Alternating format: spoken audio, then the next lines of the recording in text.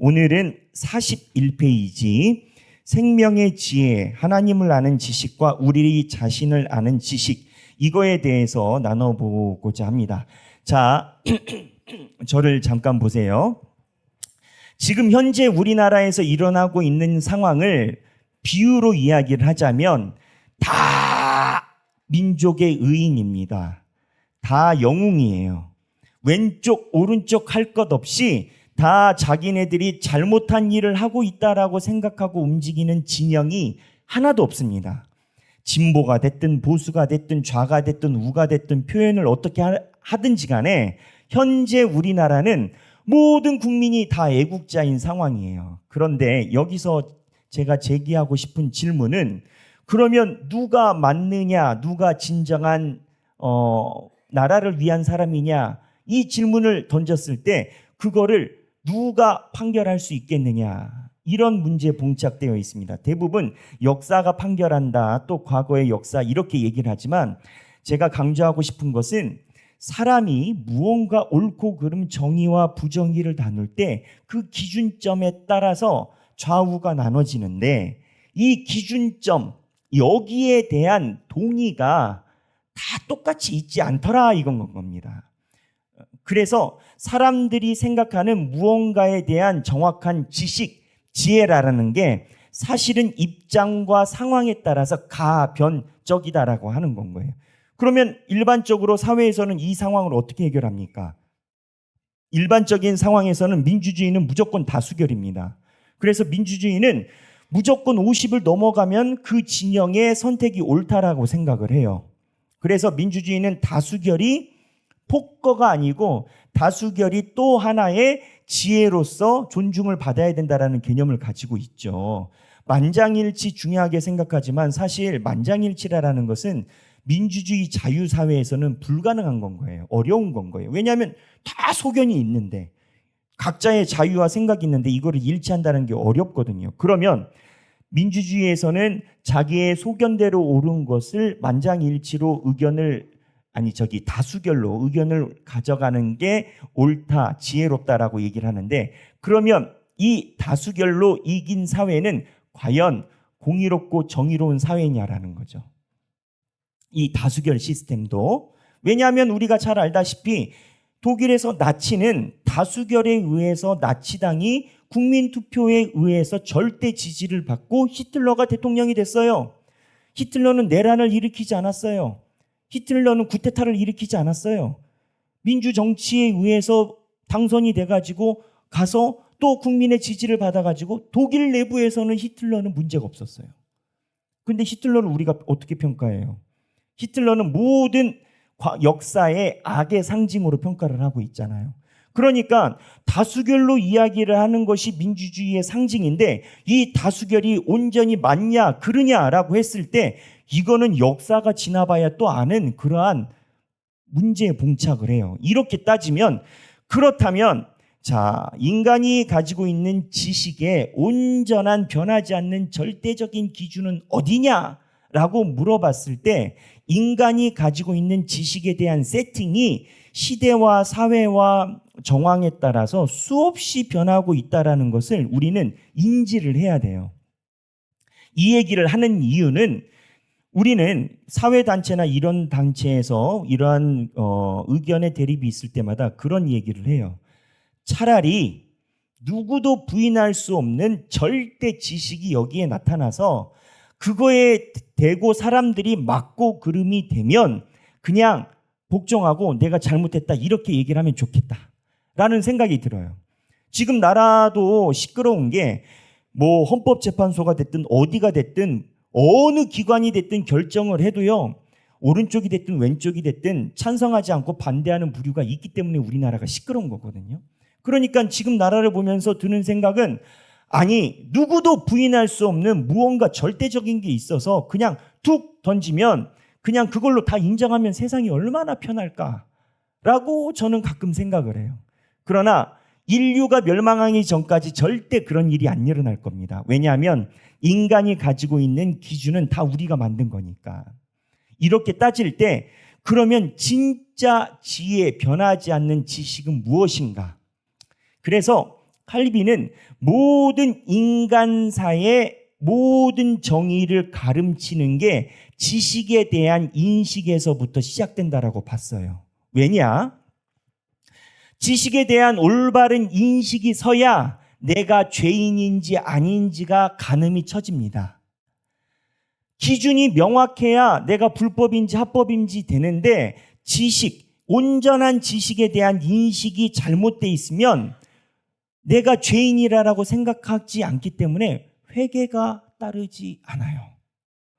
그러니까 어떠한 행위를 했을 때 옳으냐 그르냐를 가지고 있는 기준은 결국 내가 죄인이냐 아니냐라는 인식과 연결이 되고, 죄인이냐 아니냐라는 인식은 곧 하나님의 구원이 필요하냐 필요하지 않느냐로 연결이 됩니다.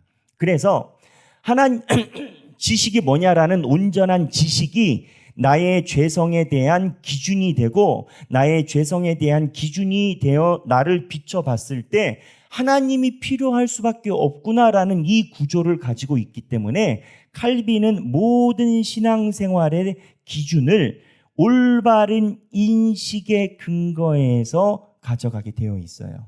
그래서 칼빈은 맨 처음에 이 지식에 대한 시작점을 출발을 해야 되는데, 자, 그러면 온전한 지식을 이해를 하려면 어떻게 접근을 해야 될까?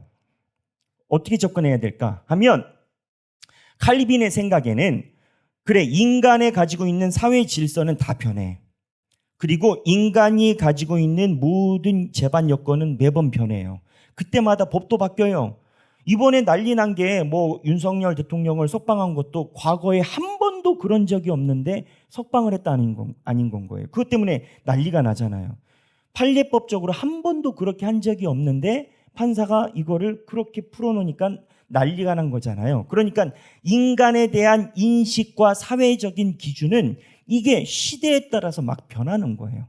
그래서 칼빈이 무언가 올바른 스탠다드의 기준을 잡으려면 어디에서 시작해야 되느냐? 바로 하나님이 이야기를 하는 하나님의 지식에서부터 시작을 해야 기준점이 변하지 않는다라고 칼빈이 인식을 한 건 거예요. 그래서 칼빈에게 있어서 하나님이 어떠한 분이시고 하나님이 어떠한 방법으로 우리에게 지식을 알려주시는지를 관찰하는 것은 모든 신앙의 출발점이에요. 그래서 하나님이 보여주시는 지식에다가 나의 신앙생활을 갖다 놔야 내 신앙생활이 올바른지 올바르지 않은지를 분별할 수 있는 힘이 생긴다라는 거예요.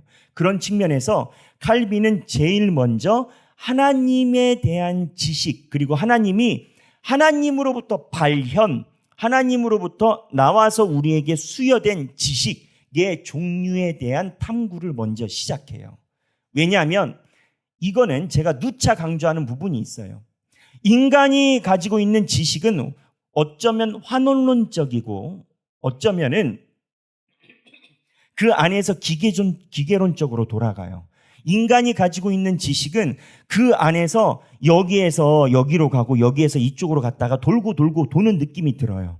그러니까 칼빈이 추구하는 온전한 지식이 뭐냐라고 할 때 인간에게서 만들어진 지식은 가변적 변하고 하나님이 나에게 주신 지식이 변하지 않는데, 그렇기 때문에 지식에 대한 인식은 인간의 것이 아니라 하나님이 우리에게 돌입해서 던져주시는 것이다 로부터 칼빈은 시작을 해요.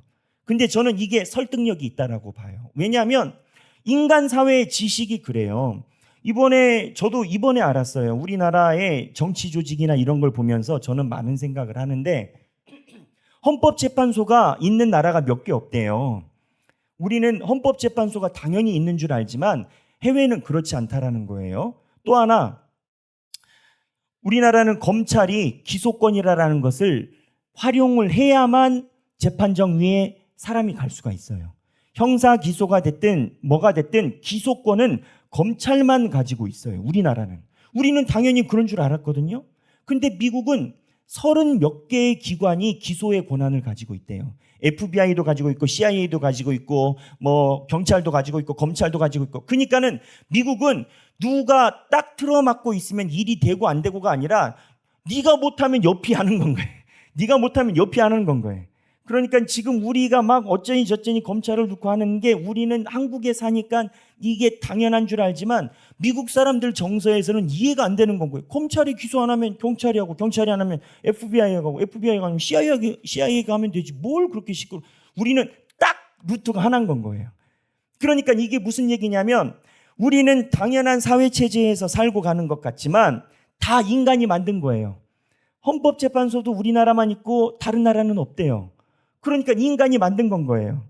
그렇기 때문에 인간이 만든 시스템 안에서의 우리의 지식의 탐구는 이제 정치가 예인 건데 한계가 있고 끝자락이 있다라고 보는 건 거예요. 그리고 역사가 그렇게 얘기를 해요. 철학도 마찬가지예요. 돌고 돌아요. 그래서 칼빈은 우리가 지식에 대해서 인지하는 게 신앙의 출발인데 가장 출발점은 하나님께서 우리에게 던져주신 지식에서 우리가 학습이 시작이 돼야 나의 신앙이 어디쯤 서 있는지 그리고 어떻게 가고 있는지 정확하게 인식을 한다라고 칼빈은 생각한 건 거예요. 그 차원에서 오늘 칼빈이 하나님을 아는 지식과 우리 자신을 아는 지식, 이게 인간의 모든 출발점이다라는 생각으로 첫 주제로 쓴 게 이건 겁니다. 그래서 하나님을 아는 지식과 우리를 아는 지식. 지식에는 이제 두 종류가 있어요. 여기 쓰여 있는 것처럼 지식은 내가 하나님을 알아야 돼요. 그래야 하나님이 어떠한 분인지 알아야 내가 기준을 잡지. 그리고 하나님께서 비춰주신 지식으로 나를 알아야 돼. 나를 알아야 내가 얼마만큼 신앙이 성장했는지, 내가 얼마만큼 죄인인지 알지. 그래서 칼빈은 철저하게 모든 지식의 출발은 하나님을 인식하는 지식하고 하나님이 우리에게 비춰주셔서 우리 자신을 아는 지식, 이 두 가지가 신앙에 대한 출발이라고 칼빈은 생각을 하는 건 거예요. 자, 그러면 제 설명을 듣고 책을 오늘 우리 장선희 집사님이 낭독을 해주시겠는데, 자, 챕터 1-1 두 가지 지식부터 읽어주시죠.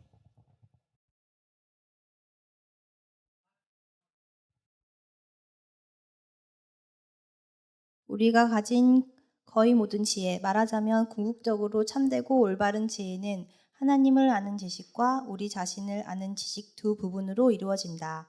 1536년 초판 이후 1559년 마지막 판에 이르기까지 기독교 강요는 교리사에 남을 최고의 명구라고 할 만한 본 구절로 시작된다. 여기에서 우리는 나는 하나님과 인생의 영혼을 알고 싶다. 그 외에는 없다. 라고 말한 어거스틴의 자취를 느낄 수 있다. 지식의 첫째 부분으로서 하나님을 아는 지식에는 창조주 하나님을 아는 지식과 구속주 하나님을 아는 지식이 있다. 창조주 하나님을 아는 지식은, 자, 여기 보면 하나님을 아는 지식과 인간을 아는 지식이 있는데 하나님을 아는 지식에는 두 가지가 있다라고 얘기를 해요. 하나님을 인식하는 지식이에요. 하나는 창조주 하나님을 아는 지식이 있어요. 이거는 하나님께서 이 우주와 전 세계를 어떻게 만드셨는지를 내가 인식을 얻게 되는 지식인 건 거예요. 하나님이 창조주라는 지식을 얻는 건 거예요. 제가 많이 얘기를 했잖아요. 빅뱅 이론이나 현대 물리학들이 대부분 어느 수준을 넘어가면 가설입니다. 가설인데 그들도 처음부터 이야기를 하지 않는 게 빅뱅 같으면 처음에 폭파가 있어야 되는데 이 폭파에 대한 스위치를 누가 땡겼냐라고 얘기를 하면 이들은 우연이라고 얘기를 해요. 그러니까 이 우주가 어떻게 존재되어야 됐는지에 대한 지식이 하나님을 빼고 나서 인식이 될 것처럼 보이지만 하나님을 제대로 알지 못하면 우주가 어떻게 생겼는지도 알지 못한다는 거예요. 그래서 하나님을 알면 창조의 섭리를 아는 거니까 창조에 관한 지식이고, 두 번째는 구속주 하나님을 아는 지식은 아까 제가 얘기를 한 그건 겁니다. 하나님을 온전히 알아요. 그러면 하나님이 나에게 비춰주시는 것으로 내가 비춰봤을 때 죄인인지 의인인지 내가 알게 돼. 그러면 어떻게 돼요? 하나님의 구속이 필요해요. 하나님의 구원이 필요해. 그래서 하나님의 구원을 받아보니까 하나님께서 나에게 하나님의 지식을 알려주시는 이유가 있었던 건 거예요. 뭐냐? 나를 구원하려고. 그 하나님이 자기를 우리에게 비춰주는 이유가 너희는 인간이요 나는 신이요 이러려고 해서 차등을 두려고 비춰주신 게 아니라 구원을 받고 보니 하나님이 하나님을 우리에게 알려주신 이유가 하나님 때문이 아니고 나 때문이었구나. 이거를 알아가는 지식이 구속주 하나님에 대한 지식이에요. 그래서 하나님을 바라볼 때는 인간은 두 가지 지식이 있다라는 거예요. 하나님이 천지를 어떻게 창조하시고 운영하시는지, 절대적인 만물의 창조자가 하나님이라는 걸 아는 것과 그 다음에 구속주, 나를 구원해 주신 하나님에 대한 지식이라는 거예요. 그 다음 읽어주시죠.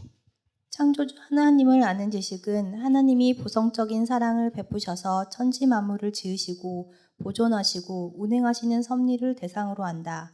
구속주 하나님을 아는 지식은 자신의 형상에 따라 인류를 지으신 하나님이 그 처음 사랑을 버리지 않고 오히려 이전보다 더한 긍휼과 자비로 약속하신 영생을 선물로 주시는 구원의 섭리를 아는 지식이다. 하나님은 자신의 기쁘신 뜻을 따라 무조건 우리를 택하사 사랑하셨다. 먼저 우리를 사랑하셨으므로 우리의 모습에 따라 그 사랑이 거두어지지 않는다. 매사에 그러하듯이 하나님은 우리와의 사랑에 있어서도 알파와 오메가가 되신다. 자, 무슨 얘기냐? 제가 에베소서 1장을 가지고 여러 번 강조를 했는데 우리 기독교가 가지고 있는 신앙은 여러분이 하나님 믿으려고 해서 믿어지지 않아요. 여러분이 하나님을 잘 섬겨보려고 해서 하나님이 그거를 허락하는 거 아니에요. 무슨 얘기냐? 철저하게 하나님이 선택한 백성이 하나님을 인식할 수 있게 되는 거예요. 그러면 이런 생각이 들잖아요. 목사님, 그러면 이거 완전 독재 아닙니까? 기계적 독재 아닙니까? 그럼 두 가지가 있어요. 기계적인 독재는 무슨 얘기냐면, 네, 이거 소리가 조금 울리는데 이거 현장 소리를 좀 들어주시죠. 네, 기계적인 독재가 된다는 건 무슨 얘기냐면, 한 가지는 하나님께서는 우리에게 편협적으로 사랑을 하시기 때문에 우리가 하나님의 특혜 수혜자라는 거예요. 하나님이 선택하지 않은 사람은, 칼빈에서는요, 하나님이 선택하지 않은 사람은 절대 하나님을 믿을 수가 없어요. 아무리 본인이 모태, 3태, 4태, 5태, 6태, 뭐 10대, 20대, 30대, 100대의 집안이 된다 하더라도 하나님이 선택하지 않으면 하나님 앞에 올 수가 없어요. 자기가 가지고 있는 집안의 자랑이 구원을 좌우하지 않아요. 하나님이 선택했느냐 아니냐를 해요. 그래서 하나님의 특별한 선택에 있어서 하나님의 특권을 보여주고, 두 번째는 하나님께서 우리를 택하셔서 사랑하셨다라는 것이 우리의 공로가 하나도 없음을 말하는데 이거를 이야기를 해요. 우리가 하나님을 믿을 힘이 있어서 믿었다면 하나님을 우리가 선택한 건 거예요. 백화점 가가지고 내가 좋은 백을 선택하듯이 내가 하나님 신을 선택한 건 거예요. 이거는 여러분 우리 제자반에서 공부하고 계시겠지만 택일신론이에요. 하나님을 선택해서 경배하는 신의 차원이라고요. 하나님은 그런 분이 아니에요. 하나님은 종교단체의 대상이 아니에요. 하나님은 우주를 만들고 천지를 만들었고, 우리가 여기서 하나님께 예배를 드리던 드리지 않던 하나님은 부해지거나 가난해지거나 하시는 분이 아니에요. 철저히 하나님의 선택에 의해서 우리가 하나님을 믿게 됐고, 그렇기 때문에 나의 공로가 하나도 없고 전적인 하나님의 선택이라는 은혜의 고백을 위해서 하나님이 우리를 택하셨다라고 얘기를 해요. 그래서 하나님이 모든 사랑의 알파와 오메가라는 표현은 뭐냐면, 그러다 보니까 우리는 하나님을 향해서 가지고 있는 기여도가 하나도 없습니다. 하나님을 내가 사랑한다라고 이야기를 하고 하나님에 대해서 우리가 찬양을 드리고 하지만 내 행위인 것 같지만, 칼빈은 성령님께서 조명을 주사 성령님께서 하나님의 마음을 분여해 주지 않으면 내가 하나님을 찬양할 수 있는 능력도 없다라고 얘기를 해요.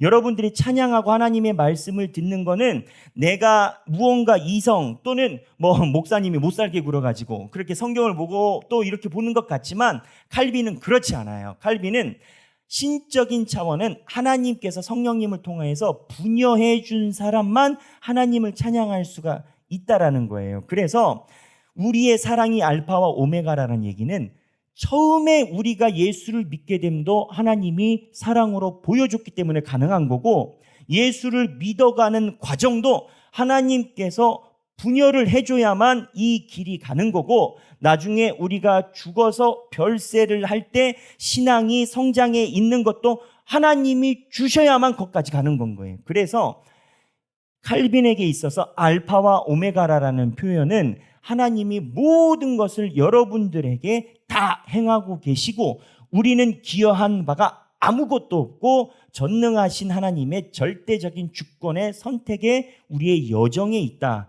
그리고 매듭도 하나님이 가져가실 것이다. 이런 의미에서 알파와 오메가라라고 이야기를 하는 건 거예요. 자, 그 다음 읽어보시죠. 지식의 둘째 부분으로서 우리 자신을 아는 지식은 우리가 하나님의 형상을 가지고 있다는 사실에 기반한다. 이는 우리 자신을 타락 전의 원형상, 타락한 형상, 구원으로 회복된 형상으로서 아는 지식으로 이루어진다. 자, 여기 보면 이제 우리를 아는 지식이에요. 이제 하나님을 알았잖아요. 하나님을 알았잖아요. 아까 얘기를 했죠. 왜 하나님을 알아야 되냐고. 지식의 근원을 우리가 왜 알아야 되냐고. 기준이 올바라야 자기의 상황이 어떠한지 인정을 할 수 있다라는 거예요. 지금 예레미야 읽잖아요. 예레미야 읽는데 제가 계속 던지는 질문이 있잖아요. 예레미야가 이스라엘 백성들에게 멸망을 예언을 해요. 그런데 이스라엘 백성들의 자인식은 그러지 않아요. 주일 성수했어요. 하나님께 헌금도 많이 했어. 뭐가 문제냐라는 거야. 이스라엘 백성들은. 여기서 우리가 방위적으로 알아야 되는 것 있죠. 망하는 이스라엘 백성들도 기본적인 건 다 했어요. 주일 성수와 봉헌은 다 했어. 근데 예레미야가 와서 너희들이, 이사야가 마당만 밟고 예배를 드리고, 예레미야는 너희들은 하나님을 보지 못하고 너희들 귀에 듣고 싶은 말 평안하다 평안하다만 외쳐주는 선지자만 찾아가고, 하나님께서 버린 족속이다, 다 뽑히고 무너지고 망할 것이다, 이러고 있는데 이스라엘 백성들의 인식은 왜? 우리 예배 잘 드린다니까? 헌금도 열심히 해. 주일 성수하고. 뭐 문제인데? 그러면은 예레미야는 너희들이 진정으로 하나님 앞에 가져오는 재물은 하나님에게 복채 던지듯이 갖다 끌어당기는 거지, 이러고 막 싸우지 않습니까? 그러니까 하나님에 대한 지식이 우리의 인간에 대한 위치를 결정을 해요.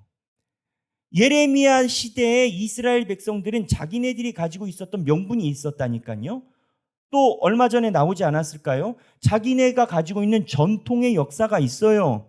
우리는 뼈대가 굵은 다윗의 집안이야. 집안으로 얘기를 하면 벌써 우리가 한 30, 40대 될 수도 있어. 다윗 이전부터니까. 그러니까는 우리가 무슨 문제냐라는 거지. 우리가 뼈대가 있는 집안이라는 거지. 근데 하나님은 그거 아무 소용없다라는 거죠. 그러니까 하나님에 대한 지식이 인간이 가지고 있는 옳고 그름을 다 나눠요. 나눠서 인간에 대한 지식을 인식하는 게 중요한데, 인간을 하나님이 이렇게 비추실 때 인간을 보는 단계는 세 개가 있습니다. 하나는 에덴 동산에 있을 때 아담과 하와예요. 그때 하나님이 인간을 비춰주셨던 인간의 모습이 있어요. 두 번째는 선악과를 따먹고 범죄한 후에 지금 우리예요. 이걸 타락한 형상이에요. 이거를 하나님이 비춰주세요. 세 번째가 뭐냐? 구원으로 회복된 형상이에요. 이게 뭐냐면, 우리는 타락했는데 예수를 믿잖아요. 성령님이 오시잖아요. 그러면 우리가 새 피조물이라고 얘기를 하셨단 말이에요. 그러면 우리는 새로운 피조물이 되는데, 자, 생각하기. 우리가 새로운 피조물이 됐으면 아담과 동급일까요? 다를까요? 아담이 사고 쳐가지고 타락했는데 새 피조물이 돼서 AS를 받았어.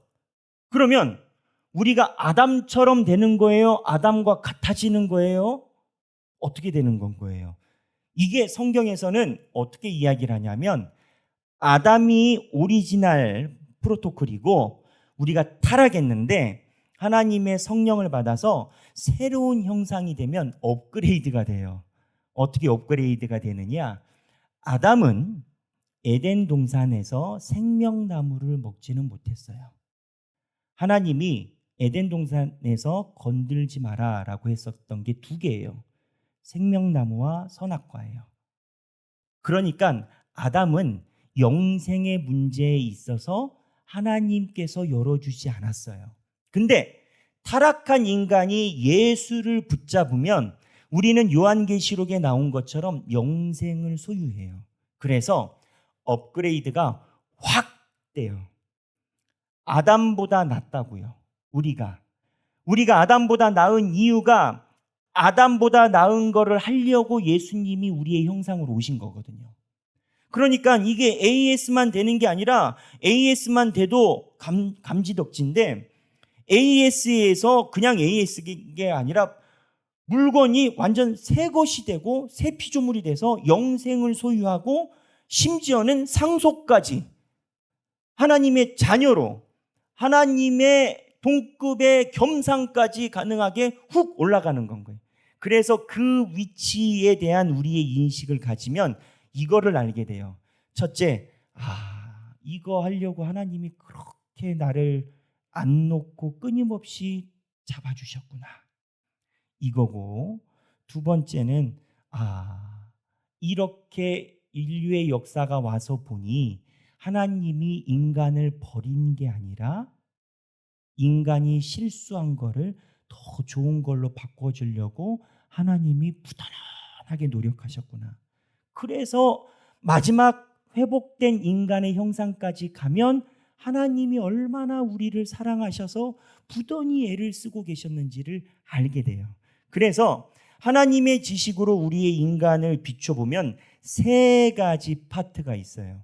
오리지널 아담의 형상, 그 다음에 타락한 상태, 그 다음에 하나님의 생명을 얻은 구원으로 회복된 형상.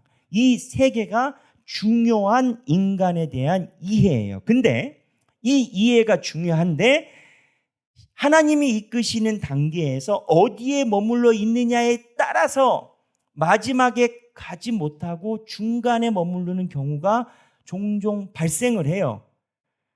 하나님의 새 영생으로 못 간다고요. 타락만 한다고. 그리고 타락에서 더 유지된다고. 근데 이거에 대한 가늠자가 어디냐? 말씀이에요. 그러니까 내 위치가 어디 있는지에 대한 판단력 자체가 말씀이에요. 지금 우리가 부활절 사순절 기간이거든요. 부활절 사순절 기간에 우리가 해야 되는 일이 있어요. 우리는 타락과 에덴 동산의 범죄를 회상하고 장례식 치르는 게 아니에요. 우리가 이미 잘 봤지만 팀 켈러가 부활을 있다라는 책을 우리가 같이 묵상을 했잖아요. 팀 켈러가 명확하게 지적을 하거든요. 기독교 역사에서 잘못된 오차, 하나님께서 주신 새 생명에 대한 접근과 조명은 있지도 않고 그 안에 장례식처럼 회상만 강하다라는 거예요. 근데 왜 그런 줄 아세요? 본인이 말씀으로 깨달음이 없기 때문에 그 다음에 영생 파트에 대한 인지가 떨어지는 거예요.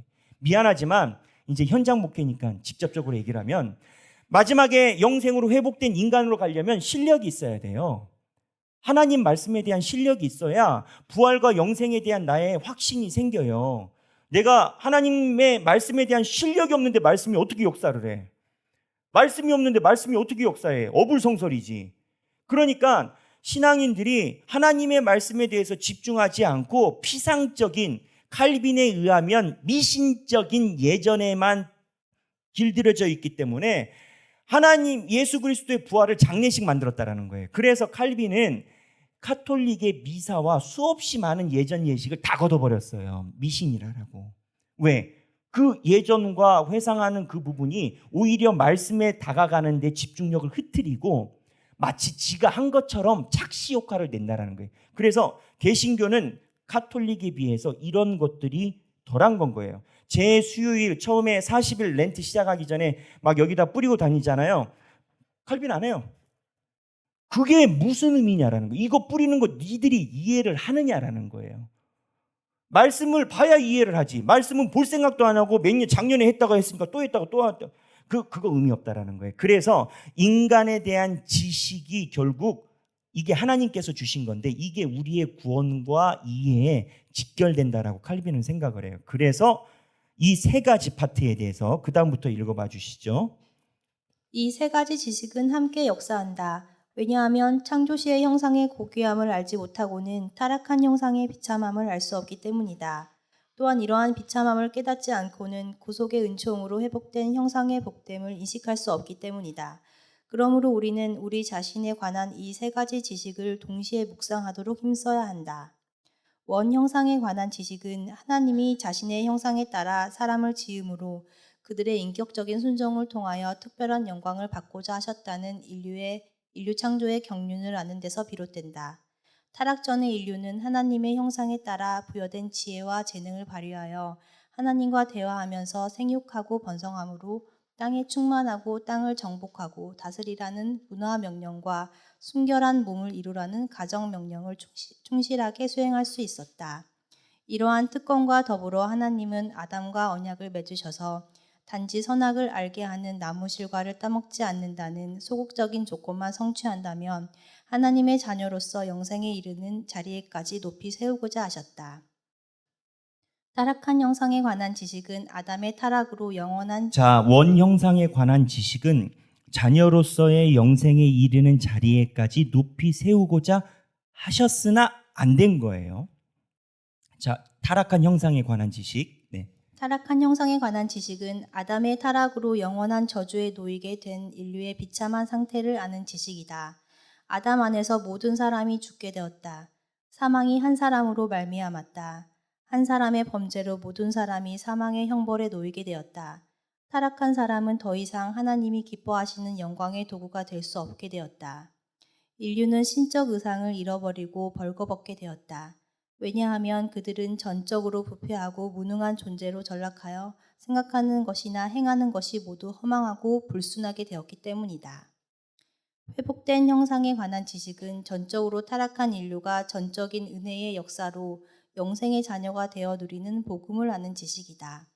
하나님은 패역한 인류를 위해 독생자 예수 그리스도를 보내사 대속의 의를 다 이루셨다. 그리하여 그 의를 전가하심으로 의롭다 여김을 받는 사람들에게 온전히 자신의 형상을 회복시키고자 하셨다.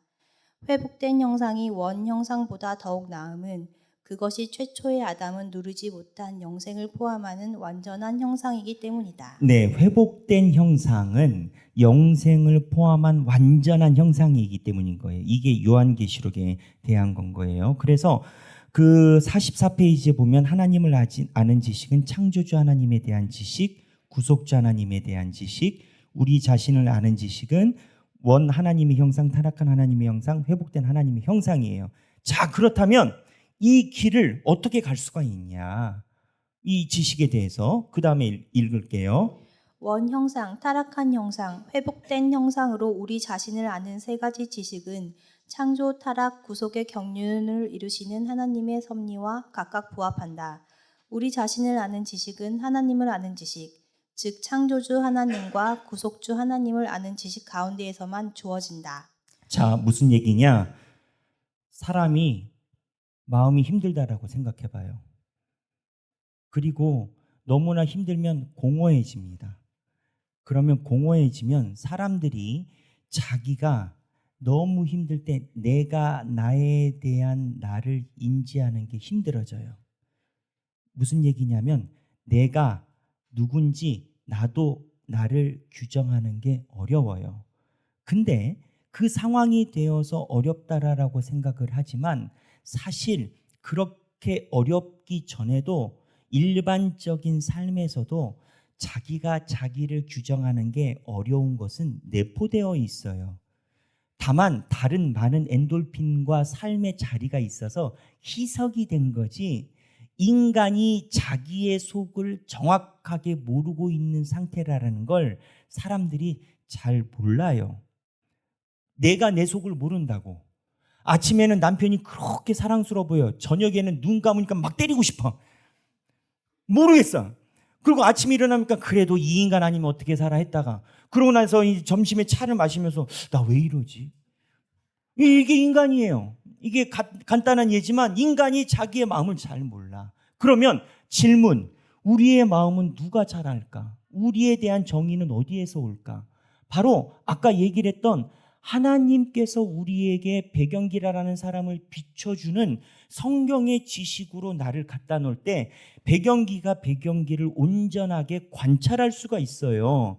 그러니까 여러분, 우리가 우리를 잘 모르다를 전제를 하는 게 신앙의 출발점이고, 내가 누구냐를 분명하게 알려면 성경에 갖다가 나를 들이대 봐야 돼요. 그래야 내가 어디에 위치해 있는지 알아요. 그래서 여기 우리 자신을 아는 지식은 하나님을 아는 지식, 즉 창조주 하나님과 구속주 하나님을 아는 지식 가운데에서만 주어진다. 문장을 줄이면 우리 자신을 아는 지식은 위 두 가지 지식 가운데에서만 주어진다. 여러분이 여러분을 파악하는 건 온전한 하나님의 말씀의 위치에서만 여러분이 위치를 잡아요. 여러분, 현대인들이요, 많이 힘들어요. 그래서 이제는 뭐 마음이 울적하고 이런 것은 감기와 같이 여겨지는 시대예요. 맞아요. 그런 시대가 됐어요. 근데 역설적으로 세상이 발전하면 사람들이 다 충만하고 마음속이 꽉 찰 줄 알았는데, 세상이 발전할수록 선진국에만 일어나는 그러한 인간의 해리 현상들이 나타나기 시작했어요. 무슨 얘기냐? 재화가 많아지고 돈이 많아지고 발전한다고 내 마음의 나를 파악하는 게 매우 어렵다라는 거예요. 한 번도 이 경험을 해본 적이 없다 하시는 분은 앞으로 경험할 가능성이 있고 어쩌면 축복일 수도 있어요. 하지만 제가 알기로는 7, 80%는 대부분의 이 어려운 과정을 가져가요. 무슨 얘기냐? 내가 나를 모르기 때문에 힘든 거예요. 내가 나를 규정하는 것과 내가 바라보는 내가 다르기 때문에 힘든 건 거예요. 근데 이거를 정확하게 파악할 수 있는 방법은, 칼빈은 하나님을 아는 지식과 인간을 아는 지식을 온전히 알 때 내가 어디에 있는지 그때 안정감이 생긴다라는 거예요. 무슨 얘기냐? 현대의 우울감, 두려움, 걱정, 미래에 대한 불안감, 이 모든 것은 하나님을 어떻게 인지하고 하나님이 나를 어떻게 부르셨는지를 정확히 알아야 이게 사라진다라는 거예요. 내가 돈을 많이 벌고 내가 1억 있어서 1억 가면은 괜찮을 것 같은데 1억 갔더니 안 돼. 2억이 가야 돼. 2억 갔어. 2억 갔더니 아니야. 10억 가야 돼. 10억 갔어. 이렇게 간다고 해서 내 마음속에 해리가 있는 내가 나를 보는 것과 또는 진짜 내 모습에 이 이질감을 내가 파악하지 못한다고요. 내가 내 안에 있는 것을 파악하지 못하면 심각한 어려움에 당면하게 돼요. 그래서 현대일수록 저는 하나님을 아는 지식과 그로 인한 나를 아는 지식을 정확히 알아야 현대를 살아가는 신앙인들이 마음속에 사망의 음침한 골짜기에서 나올 수 있다라고 봐요. 그래서 칼빈이 뭐라고 얘기를 했냐면, 읽어주시죠. 사람은 먼저 하나님의 얼굴을 바라보고 낮아져서 그분을 묵상함으로써 자기 자신을 면밀히 관찰하지 않고서는 결코 자기 자신에 대한 순수한 지식에 이를 수 없다. 자, 다시 읽어볼게요. 사람은 먼저 하나님의 얼굴을 바라보고 낮아져서 그분을 묵상함으로써 자기 자신을 면밀히 관찰하지 않고서는 결코 남이 아니에요. 자기 자신에 대한 순수한 지식에 이를 수 없다. 여러분이 여러분을 알고 싶으면 하나님이 여러분들을 어떻게 만들고 어떠한 소명을 부여했는지를 파악을 해야 여러분들의 불안감이 사라진다고요. 하나님께서 나를 어떻게 만들고 창조했는지에 대한 인지가 없으면 내가 이거를 보상하기 위해서 수없이 많은 것을 끌어와요. 안 돼요. 그래서 제가 말씀을 계속 봐야 된다라는 게, 제가 교육 때도 그 얘기를 했습니다만, 하나님이 인간에게 주신 하나님의 생각은 유일하게 딱 하나밖에 없어요. 말씀이에요. 그러면 말씀이 인간이 가지고 있는 매체로, 언어로, 글자로 쓰였거든요. 여러분, 이 글자 매체가 우리는 절대적인 진리라고 생각하지만 플라톤하고 아리스토텔레스 시대에는 이 문자 매체에 대한 불신이 있었어요. 그래서 그 당시 사람들은 문자는 하등한 거고 외웠어요. 그리고 가서 직접 이야기를 하는 게 진실이라고 생각했어요. 무슨 얘기냐? 문자가 지금은 대단한 표준속이라고 우리는 여기는 시대에 살지만 고대 시대의 철학자들은 문자를 신뢰하지 않았다고요. 근데 하나님이 문자에다가 하나님의 말씀을 남겼어요. 무슨 얘기냐? 문자를 우리가 성경을 보면 우리가 인식하는 것 이상이 하나님의 성품이 그 글에 담겨져 있다는 걸 알아야 돼요. 무슨 얘기냐? 성경을 내가 이해 못해도 성경을 읽으려는 하는 그 노력과 행위 자체에서 성령의 역사가 있다고요. 그러니까 예전에 고대 우리 100년 전에 사셨던 신앙의 선배들이 글을 얼마나 알겠어요? 문맹률이 80%인데 몰라요. 목사님들이 성경 읽어주면 거기 앉아서 알아듣지도 못하는데 앉아있어요. 하나님은 그 사람을 버리지 않아요. 오히려 은혜를 주셨어요. 왜? 본인이 이해를 하지 못하지만 하나님께서 나에게 무엇을 이야기를 하실까에 대한 태도와 하나님을 향한 경외감은 누구보다도 뛰어나기 때문에. 그래서 성경의 글자 하나를 몰라도 우리 할머니들 봐봐요. 우리 할머니 믿음의 어머님들 보면 돌아가시기 전에 100독, 200독 하신 분들 많으세요. 300독. 저랑 만나서 제가 성경 한자 물어보면 해석하실까요? 못 하셔요. 그러면 그분들이 100독, 200독, 300독 하는 게 헛것일까요? 그렇지 않아요. 하나님께서 문자로 비춰주심에 정확성이 있지만 문자를 뛰어넘는 하나님의 영감이 있어요. 그리고 우리가 지금 알고 있는 게 전부 다 아는 것도 아니에요. 시대가 갈수록 또 바뀔 거예요. 하나님은 무엇을 보시느냐? 하나님을 향한 열심을 보시는 건 거예요. 그러니까 하나님을 아는 지식, 하나님을 향해서 내가 글자를 몰라도 하나님의 말씀, 그럼 말씀을 안 통하면 어떻게 하나님에 대해서 알 거예요? 어디 신주단지처럼 이렇게 안테나 세우고 할 거예요? 을럴럴 할 거예요? 그것도 아니잖아요. 그러니까 하나님에 대한 지식에 대한 갈망을 가지면 나도 모르게 가랑비에 옷 젖듯이 성령님이 나에 대해서 인식하게 하시는 조명이 생겨요. 제 얘기 아니에요. 칼빈이에요. 그래서 하나님에 대한 지식은 결국 나를 아는 지식과 연계가 되어 있고 하나님에 대해서 온전히 구하는 자는 하나님이 나를 향한 소명과 비전을 명확히 알기 때문에 희노애락, 부에도 처하지 않고 가난에도 처하지 않는 일체의 비결 속에 걸어가게 되는 건 거예요. 바울이 얘기를 한. 그러니까 내 마음속에 불안이 있고 어려움이 있고 삶에 어려움이 있다. 그러면 내가 이해 못해도 돼요. 성경 잡고 끙끙거리고 성경 잡다 이해 안 되면 기도해요. 저는 그래요. 성경 잡다가 이해 안 되면 하나님 교인들한테 가르쳐야 되는데 도저히 이해 안 돼요. 기도해요. 그리고 또 넘어가요. 그러면 하나님이 알려주시는 것도 있고 안 알려주시는 것도 있어요. 그건 하나님의 권능이에요. 하지만 하나님은 백영기 목사한테 성경 말씀 잡고 끙끙거리는 이 모습을 칭찬하신다고요. 여러분들이 성경이 어렵고 힘들고 하다 그러면 하나님의 뜻에 대해서 성경 말고 어디에서 얻을 거예요? 하나님에 대한 지식을 성경 말고 어디에서 가져올 거야? 민담, 전통, 교훈, 10대, 3대, 100대 지금 성경에서 하나님에게 멸망당해가지고 예루살렘에서 망하는 민족이 수십 대.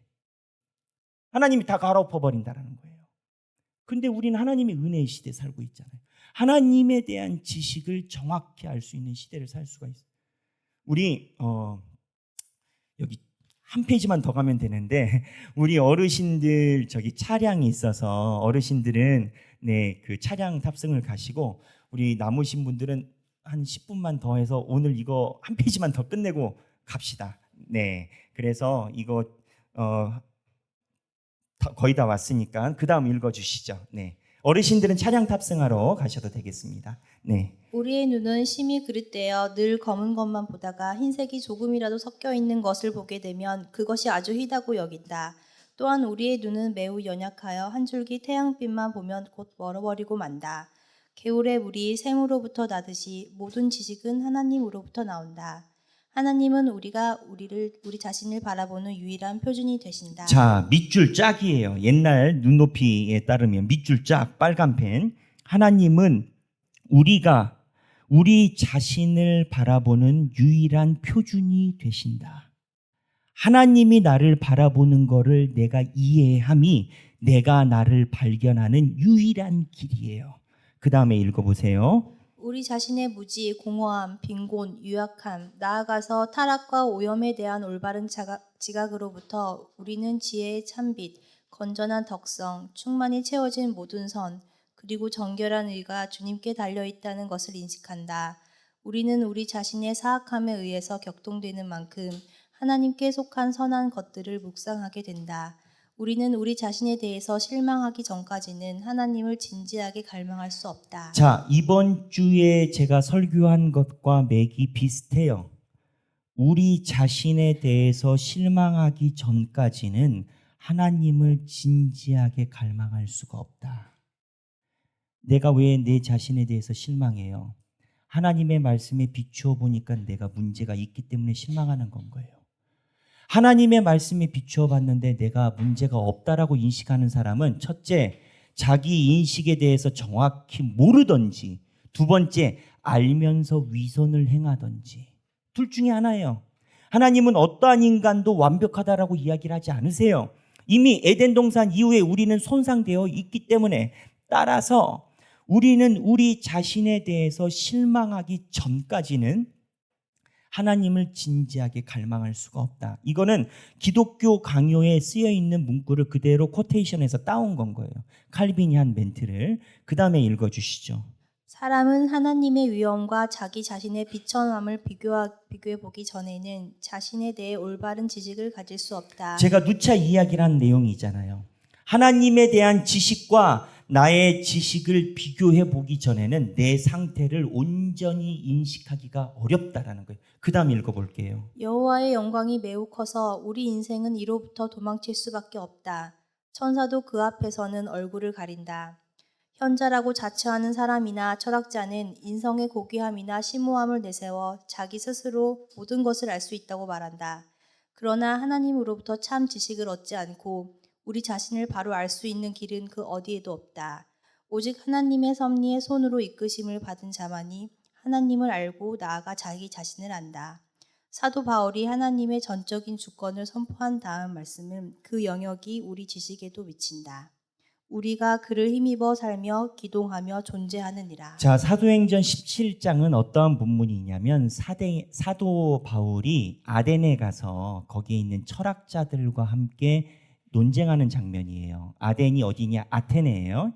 아테네는 어디예요? 우리가 잘 알듯이 그리스 로마 철학의 본거지예요. 거기에 모든 인문학이 출발했고 지금도 아테네의 그늘 속에서 우리는 살고 있다라고 봐요. 그 당시에 철학이 왕성하게 발현이 됐으니까. 근데 그 당시 철학자들이 가지고 있었던 질문이 그거였던 건 거예요. 이거 우리는 누구이냐예요. 결국 모든 철학적인 질문은 내가 누구냐이냐로 귀결이 될 수밖에 없어요. 왜냐하면 사람이 중요한데 사람이 자기 사람을 알지 못해요. 이게 목회적으로 참 중요해요. 목회적으로도. 왜냐하면 예전에 잘못된 교회, 기성교회에 대해서 새로운 시스템을 도입해야 된다, 이런 걸 해야 된다, 그런 시절이 있었어요. 근데 그 시스템 도입해도 똑같아요. 왜? 사람이 그 시스템을 운영하니까. 그래서 사람이 중요하거든요. 그런데 사람이 자기를 모르는데 철학자들이 사도행전 17장에 보면 본인들의 철학으로 사람은 이런 거다 이런 거다라고 얘기를 해요. 그때 사도 바울이 뭐라고 얘기를 했냐면 우리는 하나님을 힘입어 살며 기동하며 존재한다. 이 기동이 무슨 내용이냐면 하나님께서 우리와 같이 걸어주시기 때문에 우리가 하나님의 빛에 의해서 우리가 선 자리가 파악이 되는 거지, 너희들이 말하는 것처럼 여러 가지 철학적인 방법으로 인간이 누구인지 모른다라는 맥락에서 사도행전 17장이 쓰여졌어요.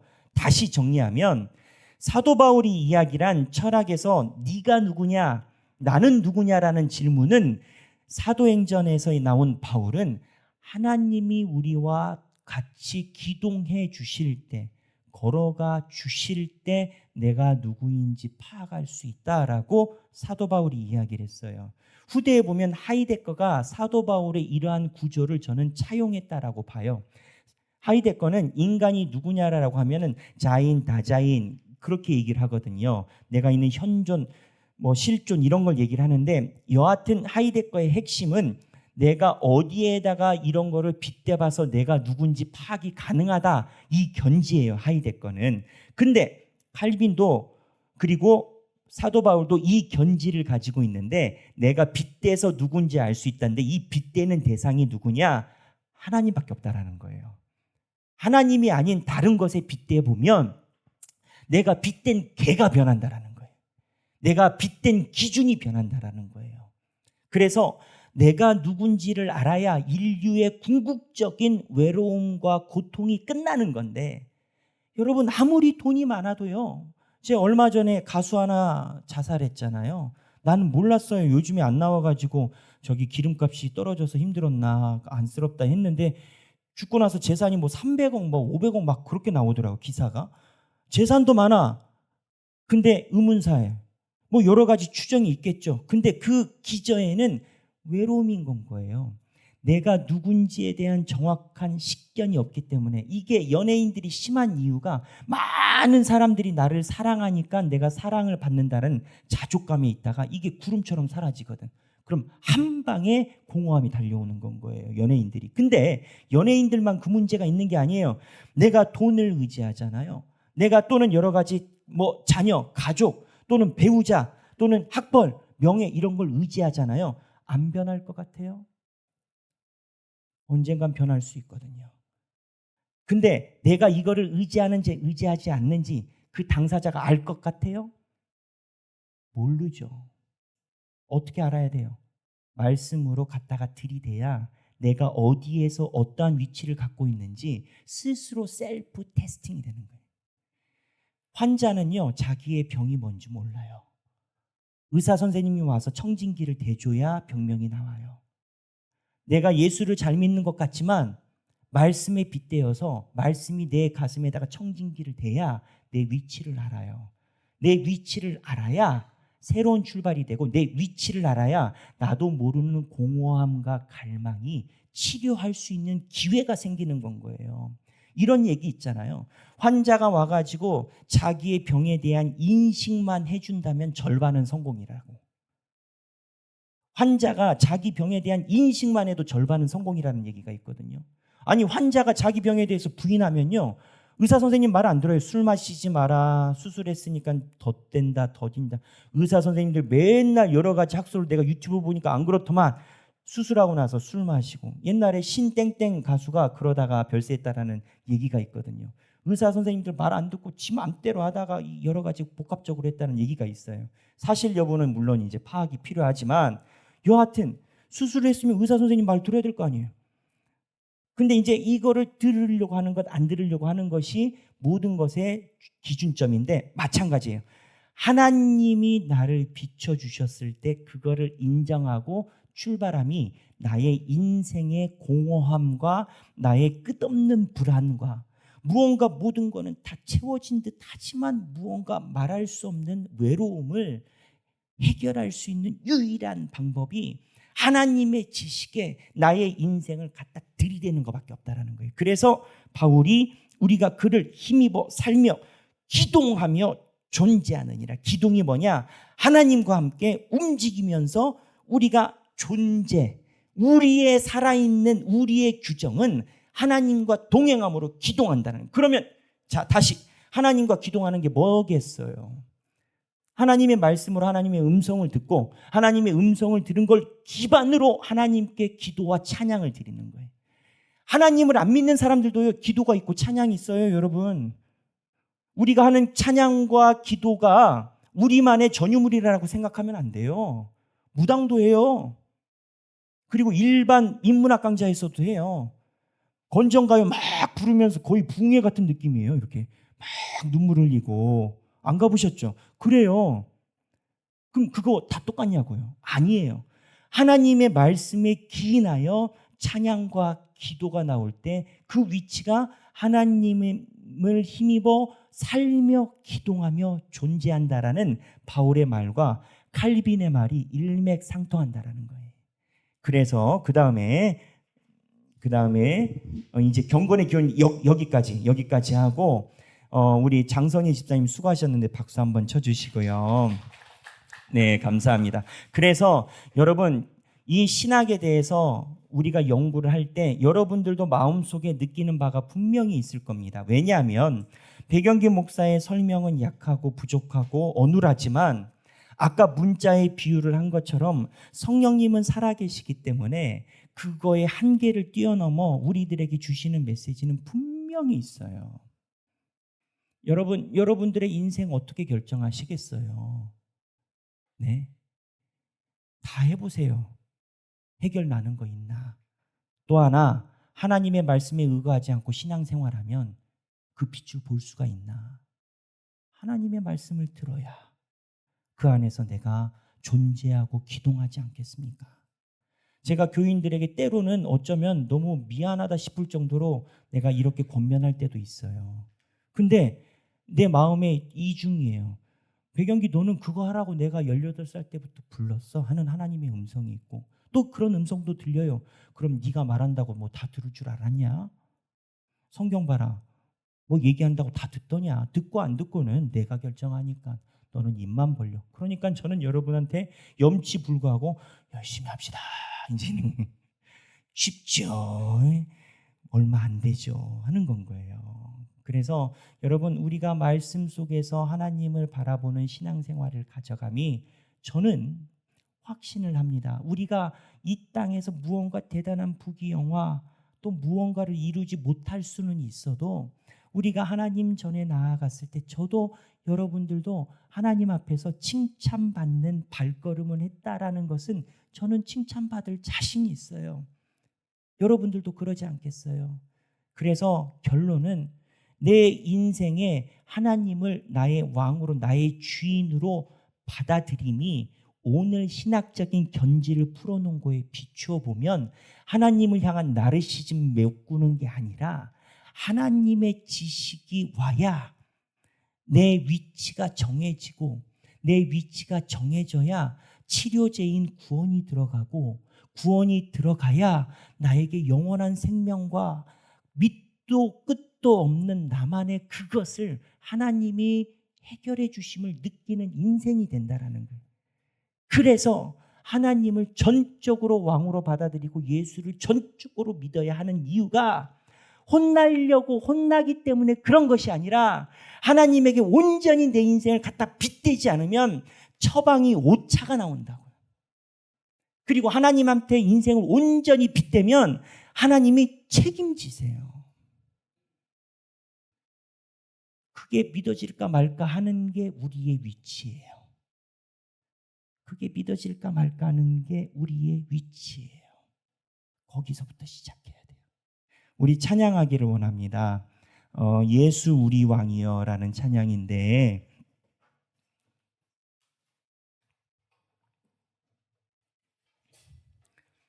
이 가사가 예수 우리 왕이여 이곳에 오소서 보좌로 주여 임하사 찬양을 받아 주소서.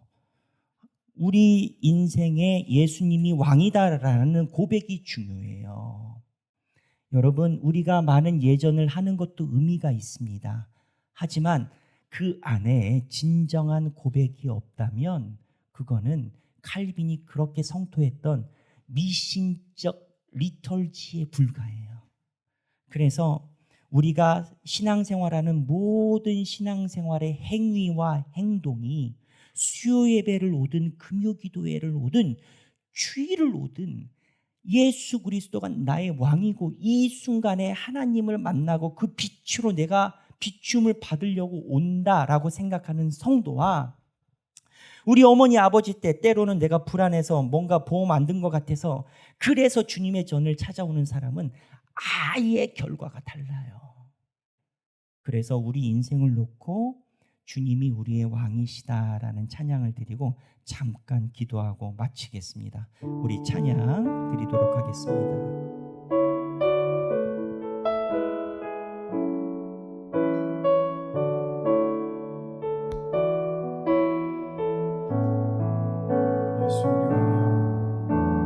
예수 우리 왕이여 이곳에 오소서 보좌로 주여 임하사 찬양을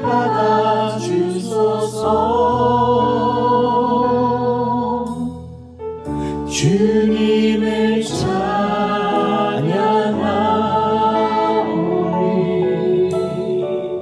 주님을 경배하오니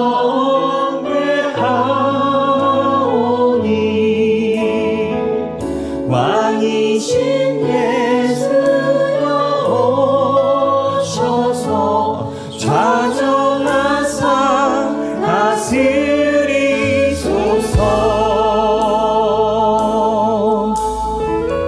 예수 우리 왕이여, 예수 우리 왕이여, 이곳에 오소서. 보좌로 주여 임하사 찬양을 받아 주소서. 주님을 찬양하오니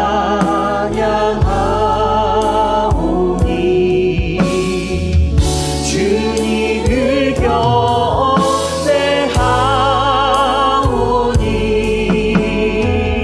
왕이신 예수여 오셔서 좌정하사 다스리소서. 주님을 찬양하오니 주님을 찬양하오니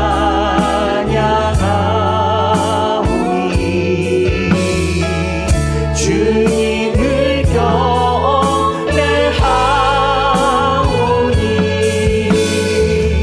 왕이신 예수여 오셔서 좌정하사 다스리소서.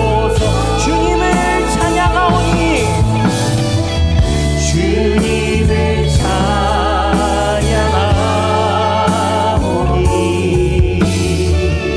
주님을 경배하오니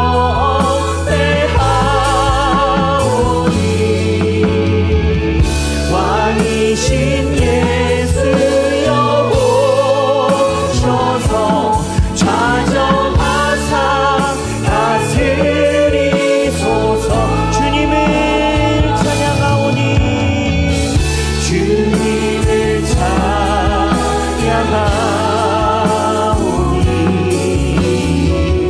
주님을 경배하오니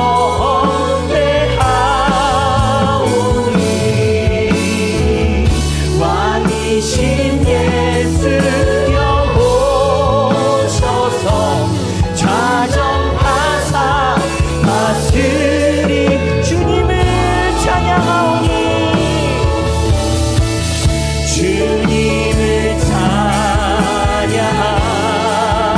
찬양하오니 주님을 경배하오니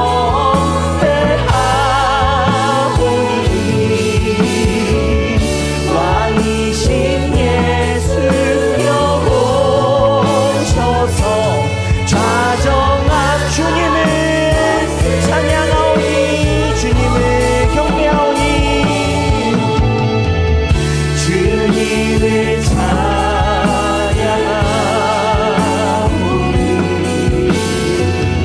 주님을 경배하오니 왕이신 예수여 오셔서 좌정하사 다스리소서. 우리 이 시간에 성령님께서 주시는 마음을 따라 각자 기도하도록 하겠습니다. 기도하겠습니다. 하나님 아버지,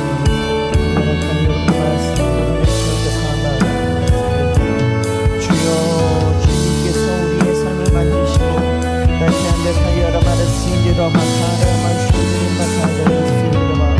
주여, 인자해 주시고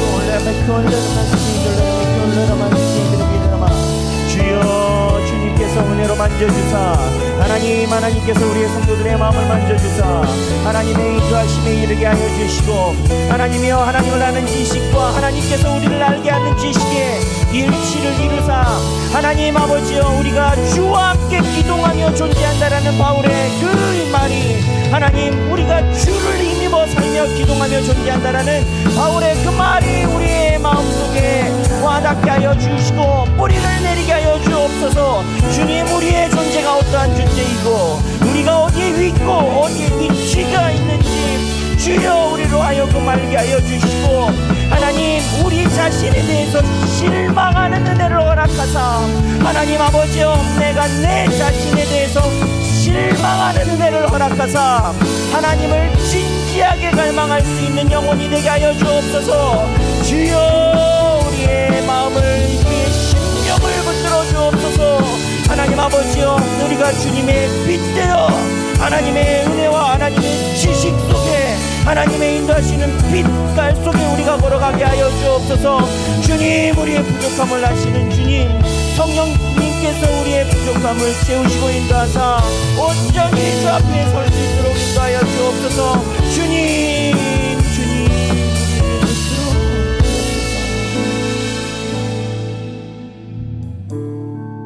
제가 기도하겠습니다.